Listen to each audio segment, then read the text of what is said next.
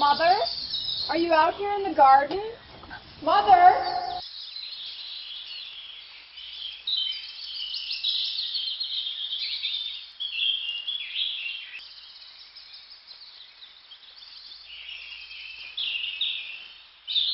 I'm over here, Issie.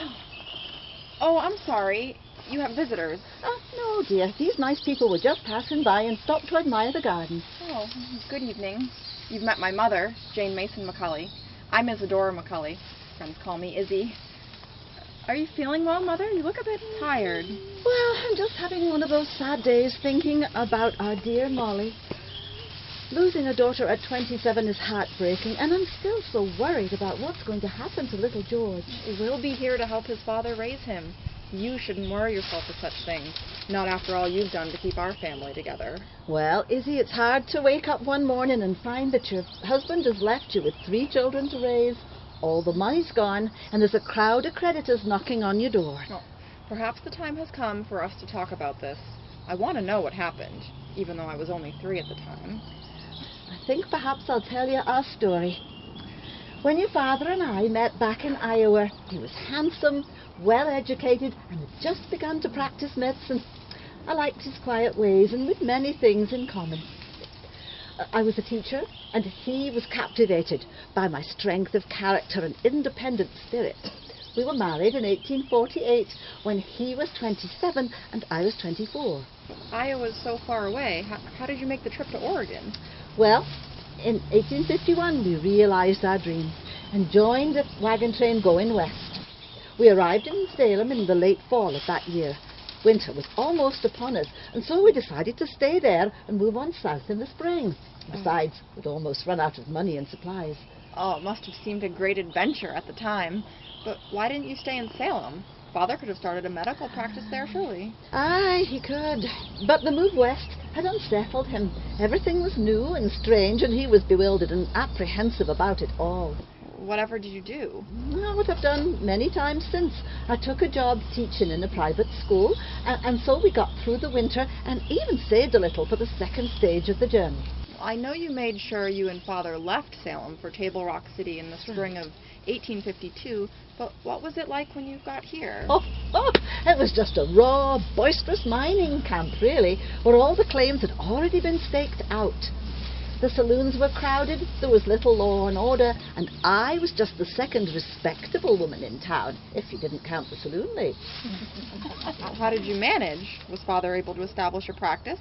Yes, he did, but there wasn't much to it at first.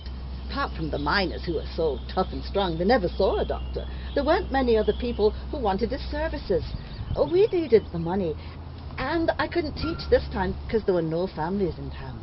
Well, I know you found a way, Mother. You always find a way. Well, finally, I realized that the people in town with money were the miners, and so I began to bake pies, bread, cakes, and sold them for $1 each.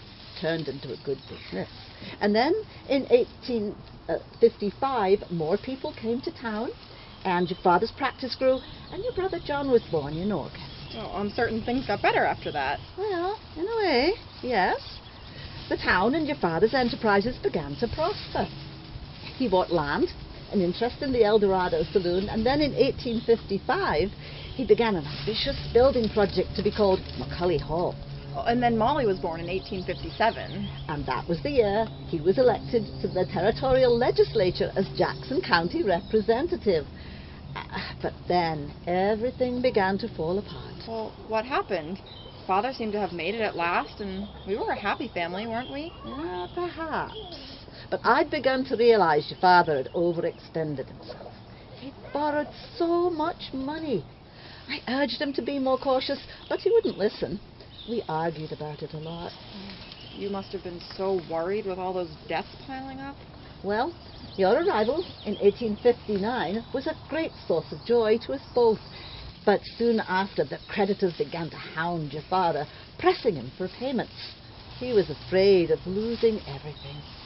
In the end, I think it all became too much for him, and he took the easy way out. Early in 1861, he caught the stage and left Jacksonville, all his problems, and his family behind.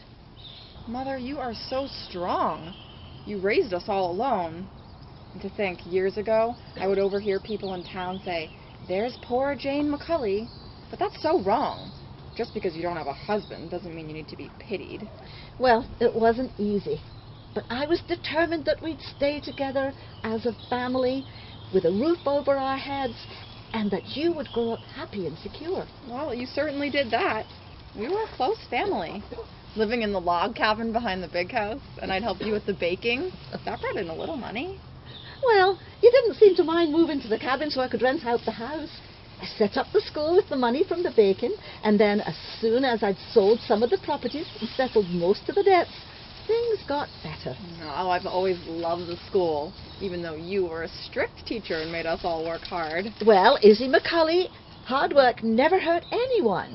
Look at me, and look at you, too. Well, you saw to it that we had a good education here, and then went off and graduated from Willamette College. Now I can stand on my own feet and earn a living. It's been a great source of pride to me that my son John has grown into a fine man who is a forest ranger, and that you and I are happy together teaching here in Jacksonville. Well, we've made our own luck, haven't we, Mother? Yes, my dear, I think perhaps we have. Now, come on, let's go inside and I'll make us a nice cup of tea. Good evening.